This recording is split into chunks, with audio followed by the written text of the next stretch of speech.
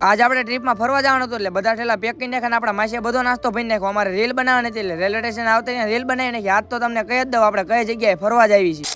તો કેમ છો બધા મિત્રો, મજામાં દેશો? આપણા નવા મિની વ્લોગમાં તમારું બધાનું સ્વાગત છે. સવારે 9 વાગે જાગીને નાહી ધોઈને ફ્રેશ થઈ ગયો. હું જાગ્યો પછી તો આપણા પાલુબેન ને જગાડી દીધા. એને નાસ્તો કરવાનો હતો એટલે નાસ્તો કરાઈ નાખ્યો. આ થોડુંક વહેલું જમવાનું હતું કારણ કે આપણે ટ્રીપમાં ફરવા જઈએ છીએ તૈયારી કરવાની. પછી તો બધા જમવા બેસી ગયા. આપણે ગુજરાત બહાર ફરવા જવાનું ને આપણે ગુજરાતી જેવું ખાવાનું ન મળે. આપણે થેપલા બનાવવાના હતા. પછી તો આપણા બે માસી થેપલા બનાવવા 2 કલાક જેવું થયું પણ બધા થેપલા બની ગયા. બધો નાસ્તો ભેગો કરવાનો હતો કારણ કે આપણે 8 વાગ્યાની ટ્રેન છે. પછી તો આપણા માસી બધો નાસ્તો ભેગો કરવા માંડ્યા ને ઠેલામાં ભરી નાખ્યો. બધું કામ પતાવી નાહી ધોઈને ફ્રેશ થઈ ગયા ને બધા થેલા બહાર કાઢને ખાને રિક્ષા મૂકવા માંડ્યા કારણ કે રેલવે સ્ટેશન જવાનું હોય. પછી તો બધા તૈયાર થઈ ગયા ને રિક્ષા કાઢી નીકળી ગયા રેલવે સ્ટેશન. આવતરિયા ભાવનગરના રેલવે સ્ટેશન. પછી તો બધા ઠેલા ભેગા કરીને ખાને આવતરિયા ટ્રેન પાસે કારણ કે આપણે 8 વાગ્યાની ટ્રેન છે. અમાર પાલુબેન કે ફરવા જાય બોલો ગુજરાત બહાર. આવડી ઉંમરે ગુજરાત બહાર જવું એક મોટી વાત છે. વાહ પાલુબેન વાહ.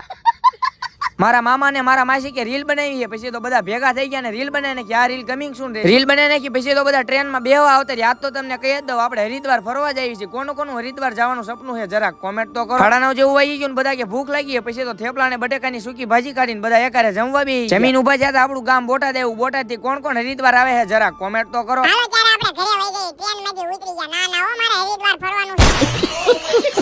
રાતના 12 જેવું આવી ગયું ને બધા હુવાની તૈયારી કરતા હતા. મેં કીધું હુવાનું ન હોય, બધાને મોજ મસ્તી કરવાની હોય તો એ બધા હુઈ ગયા. અમારા કૈલાસ માસી ને હરિદ્વાર નું કેમ તાતો ફૂલાન ધડો થઈ જાય. વાહ માસી વાહ જો શરમાઈ ગયા. હાલો ત્યારે રાતના 2 વાગી ગયા. હુઈ જાય. તમે બધા ફોલો તો કરી નાખો.